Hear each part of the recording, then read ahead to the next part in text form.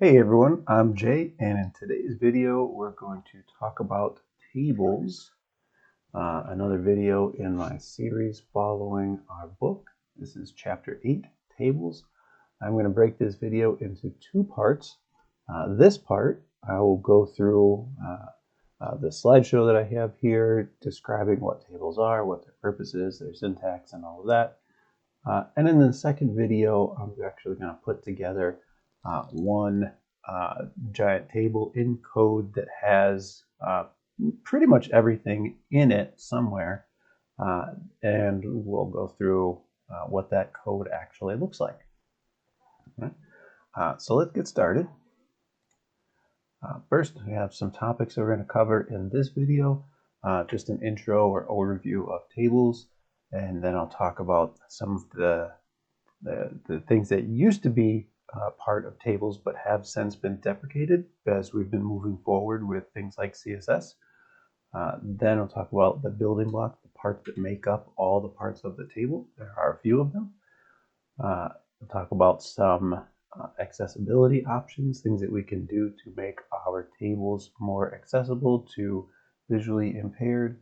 And then last, we'll talk about some of the options available to us for customization. Obviously, there's going to be tons and tons of customization things that we can do with tables, and I'll just talk about some of the, a couple of them. Okay. So, intro to tables, or their overview, as we see an example right here, which I grabbed right from the Mozilla developer pages. Tables have been around for hundreds of years. Okay,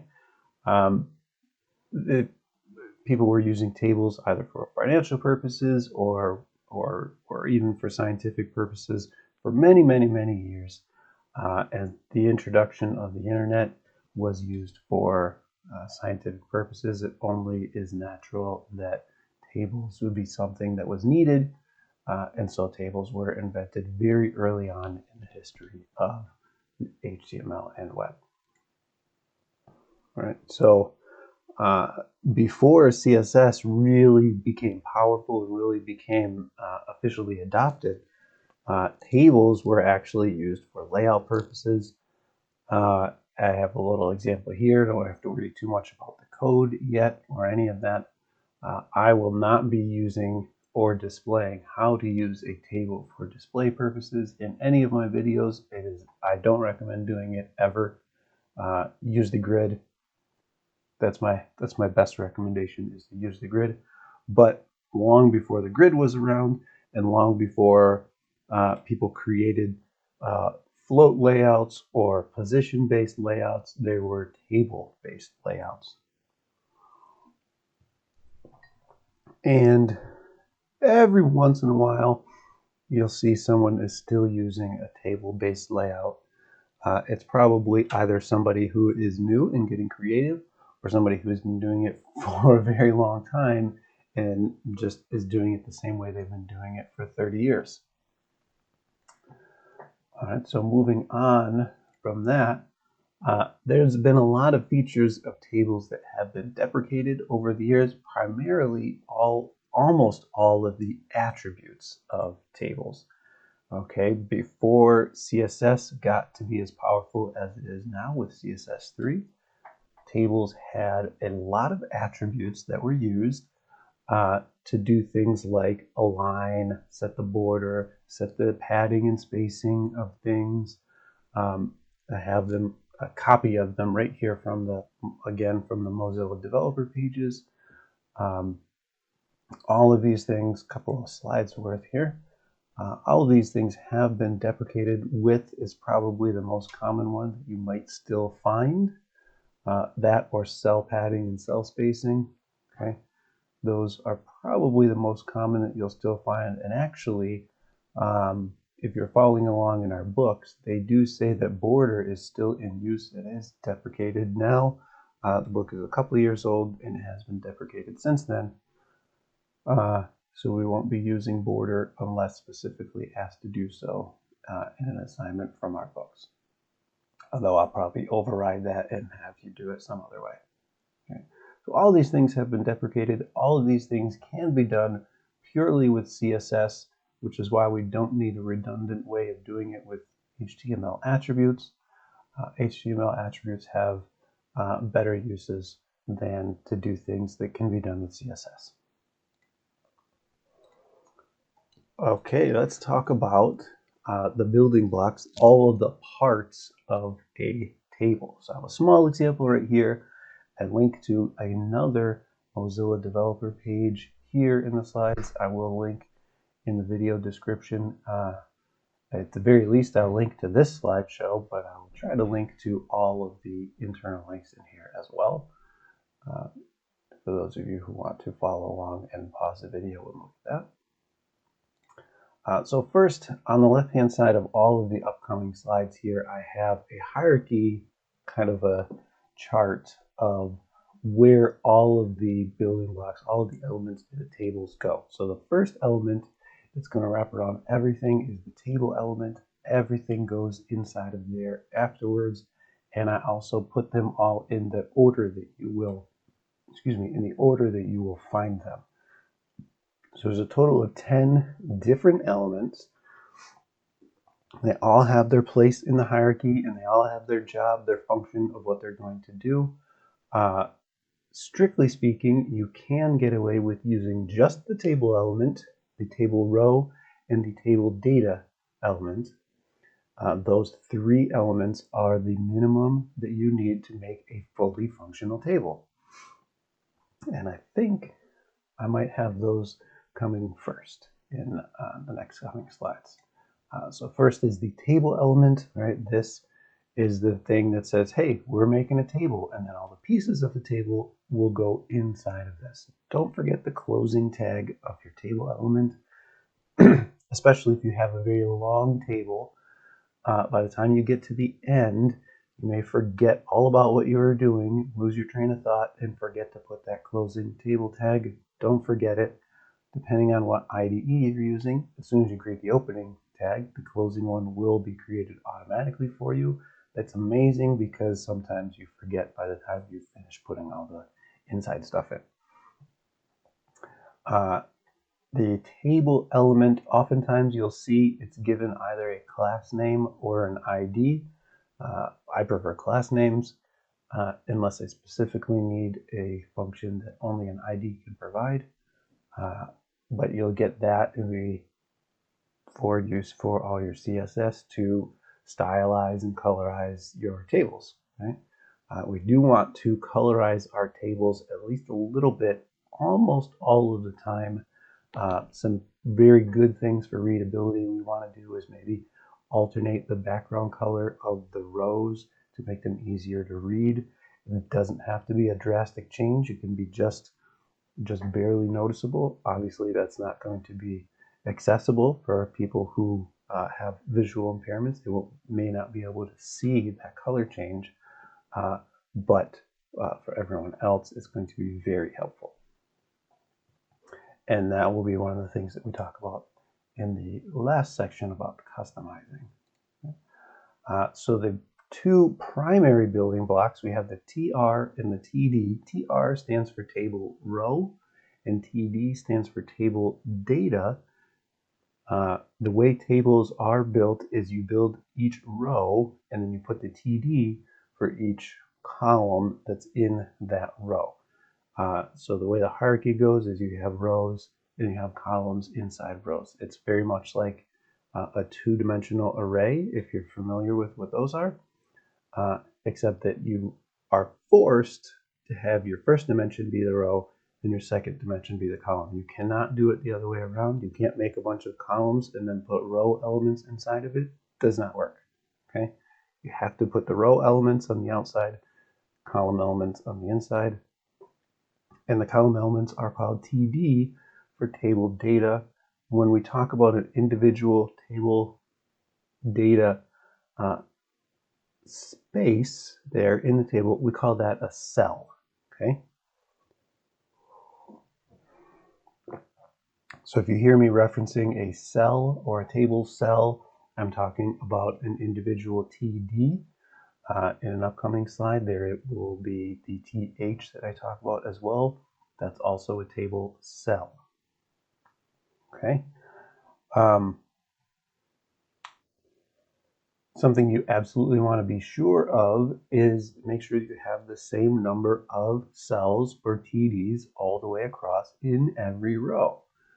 If you have the wrong number of cells, when you finish your table and you look at it in your browser, it's going to be weird, right? One of your rows is going to have one extra or one less or something. And it will just be, if it's one extra row, one extra column, excuse me, it will just stick out, and then all the other rows will have an empty column, empty space in that column. If you're missing one, and it will just be empty in that one.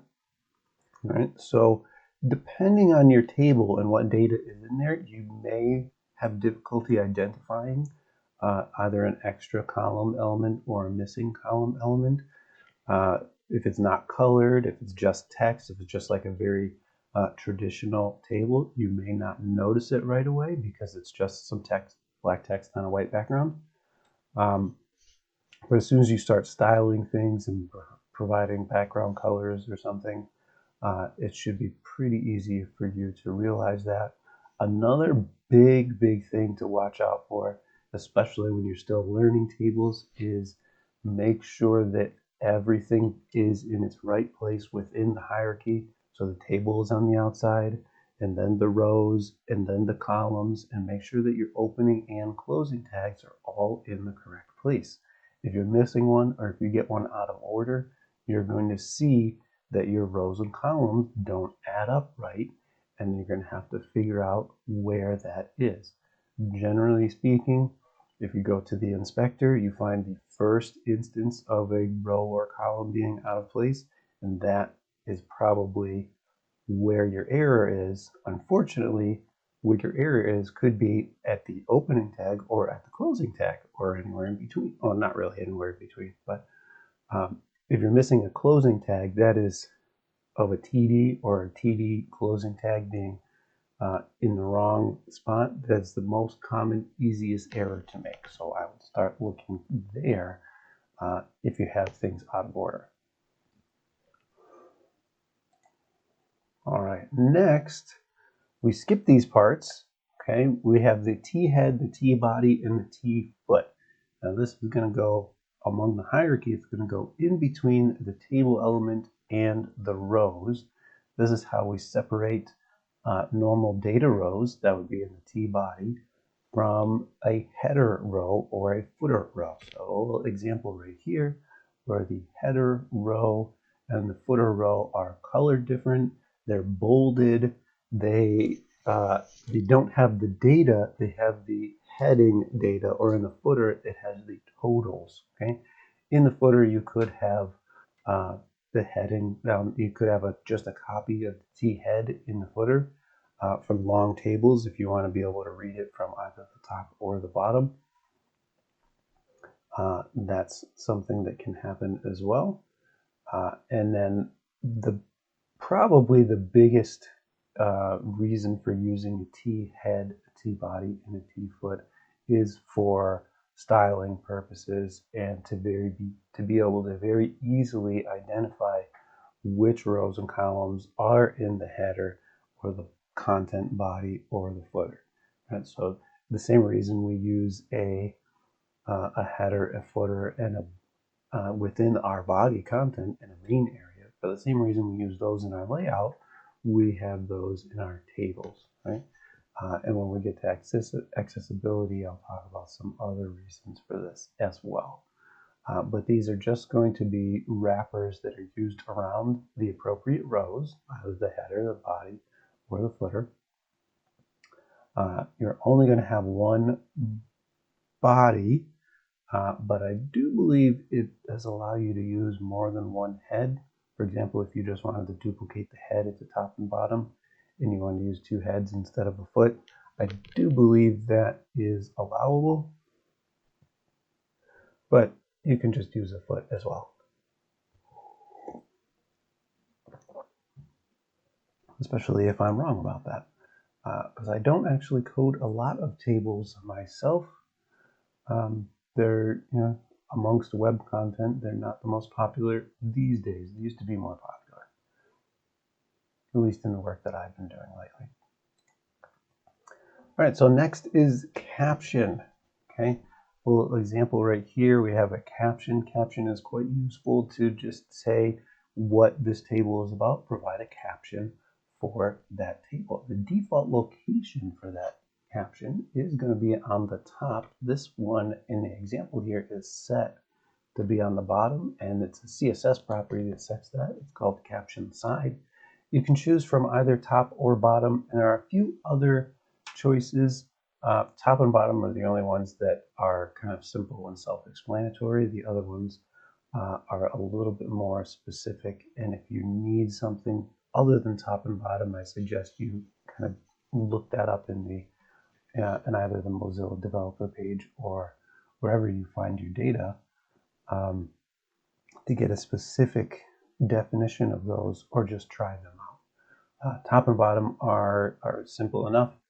And a note about the caption element is it has to be the first element within your table. It has to come before all the others, which is why I have it listed first in the hierarchy right inside the table. It really does have to be the first thing. Okay, that's important. All right, and then the last, this thing, if you use it, it has to come immediately after the caption and before the head, body, and foot as well. This is the call group. We use the call group as a way, in the calls inside of it, as a way to define classes that will be applied to all the columns in a column group, hence the name call group. So while we're talking about the rows and columns, it's saying it's very row-centric, right? The rows are defined and then each column element is defined within that. It gets very difficult to say, oh, what if I want every column to be a specific color, or have a specific, I want this column to be italicized or something, or this column to be bolded. It'd be very difficult because then like the third column in every row, you have to write class, whatever, class in multiple times. And if you have 100 rows, that's a lot of room for error, right? So call groups were created. So you put the call group at the top of the table after the caption. And you say, okay, this little example table right here has 5 columns. The call element is a self-closing element, so I don't need an open and closing head. They don't provide any content. There's just a place for us to identify a span and a class name. You can't provide an ID because that would not work right? So the first column, we're not doing anything special with that. You can see it's not colored or styled in any way. These next 2 columns have this call, and we created a span of 2. So we made a call. It spans 2 columns across, and we're giving the class of Batman to this one. So this is some superheroes and sidekick information. The first 2 are Batman and Robin. They both get the class Batman. If you forgot about the span, or if you didn't want to do the span, or if the span didn't work out for whatever your layout, you could do each one individually. Totally fine, right? It's a tiny bit extra piece of code maybe, or characters of code, but you can do it without the span, and instead of spanning 2, you can just write call class equals Batman twice, okay? And in whatever order you need it to be. The next one also spans 2, is a class of Flash, because we have the Flash and Kid Flash in the next 2 columns, and they're going to get their background colors from the CSS of the selector with that class name. All right, so those are all of the building blocks. We will try them all out in the upcoming video where I create a table that has all of the building blocks being used and all of the settings in there at least once somewhere. Hopefully it's a table that doesn't look too horrible. All right, next we have some things that we can do for accessibility. I have a small example right here. a link to yet another Mozilla developer page, specifically with some information about accessibility. Okay, a note that I have mentioned either in my class or in some of my videos when we talk about accessibility. Yes, we are talking about coding for people who are visually impaired, either blind or colorblind. They're probably using screen readers.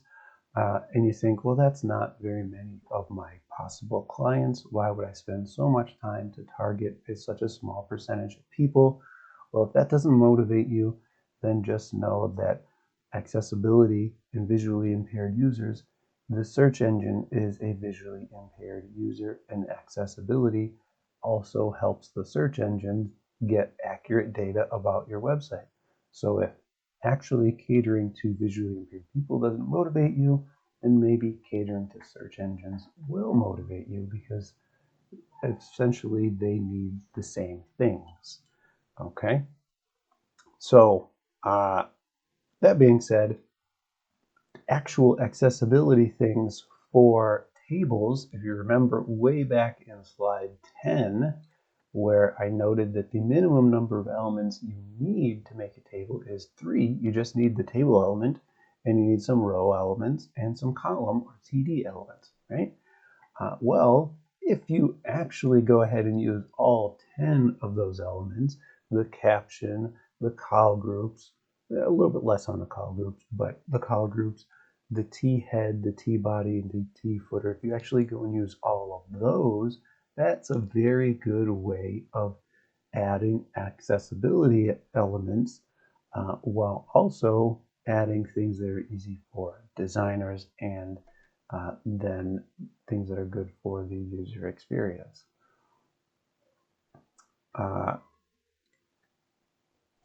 Yeah. And then there's also something called the scope attribute, which it is not in that example, but it is in, oh no, it's not in that visual example. The scope attribute, you can tell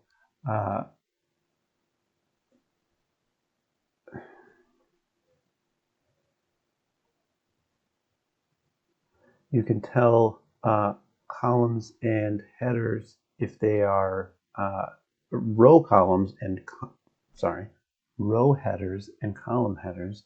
You can tell where they belong in the scope. Right, so that part using the scope element will be in the second video here, as well as using the header ID attributes will also be in the second video. That the header IDs actually are in this example right here. What you would do is you set an ID to each of the THs. Did I talk about THs in the building blocks? Oh. THs, when you make the header, either a row header or a column header, use a TH instead of a TD to mark that it is a header element. Okay, I missed that in the building blocks. But you give each of these an ID, and then you can reference that ID in each of these cells later on. And it could be either a row ID or a column ID or both. You can see right here, they're just separated by a space as if you were noting multiple class names. And you can say that this element, the header for it is up here for the column header and over here for the row header. So if somebody is using a screen reader or if a search engine is reading it, they have that data and they know what belongs with what, right, very easily. Yes, a search engine could be coded in such a way that it can read tables, but if you have a complex table, sometimes it's not as obvious which element is the header element of a particular cell unless you specifically tell it which one is the header element of a specific cell. Tables can get more complex. And something I haven't noted here is you can actually put a table inside of the cell of another table. They are nestable. It's not used as often, but you can totally do that. Great segue right into the customization. The first method of customization that I'll talk about is the span, and we have two types of span. We can do a row span or a column span. And this is like in Excel or in Google Docs, you can sometimes have the need to combine a cell with either the cell next to it or the cell above or below it, and create one that has been merged, right? That's what the row span and the column span does. You can take a cell and span it across multiple cells, either vertically or horizontally. A note on this: when you do span it, and you span it just by putting a number in either the row span or the column span. So if you want to span it horizontally across multiple columns, you just put the number 2, 3, however many columns you want to span across. Same thing for rows vertically. What you have to do is, if you span in both directions, which you can do, totally can, it has to be a rectangular shape. You can't do a span and then do a cutout of it somewhere. That's a no-no. It has to be the full shape, okay? But you can span it. If you wanted to, you could just make a table with 1 row and 1 column and just pretend that they span 6 rows and 5 columns or whatever. Sure. Or whatever you want to do in between. Or you can make a table that has 10 rows and 10 columns with 1 tile in the middle and then a whole bunch of tiles all the way around. Or anything that you need to create, you can with the row span and the column span. Just remember that it always has to be that full rectangle. And lastly, in customization, when we're doing CSS to customize rows and columns and different elements within the table, something that comes in very useful are a collection of pseudoclasses. We have first child and last child. Remember, we have to maintain that hierarchy within our table. So if you're talking about columns, the first child is the first column in all of the rows. And so that becomes an easy way of coding the first column or the last column in a table. You can also do first of type and last of type. Also, the first and last child could be the row itself. Okay, so it could be the whole row. It could be the first child or the last child. You can also do first of type and last of type. So instead of doing child, you can just do first of type TD. And so within that hierarchy, if the TD is the first of its type in the group, it will get that style, which is very useful if you have a header along the first column, and those are THs. They will be the first of their type, but then the next column is the first TD of its type, and so you can easily style that column as well. Of course, if we're using call groups, we give everything a class name for that column group, and it becomes very easy to code them as well. Also, the last pseudoclass I have in here is really good, is nth of type, where we put a value for n, any number, or the keywords odd or even. This becomes very useful if you want to stylize every other row. You just put the keywords odd or the keyword even in there, and then you provide some style to either the odd rows or the even rows, that's separating them from the other. Or you could do one of each and style them both to be something as well. Very useful. I'm sure you've seen a table somewhere where every other row has, usually it's a different background color. Especially for long tables, it makes it very easy for your eye to follow along and stay in the same row, especially if you're comparing two things of data and going either from paper to the screen or from screen to screen or something. Makes it a lot easier to follow along if there's different colors. All right, and that is the end of my slideshow, the end of this video. I will post shortly, I will post a video where I built a table and I'll talk about line by line what each thing does and how it can be modified and so on. Okay? So that's tables. That's chapter 8. Thanks for watching.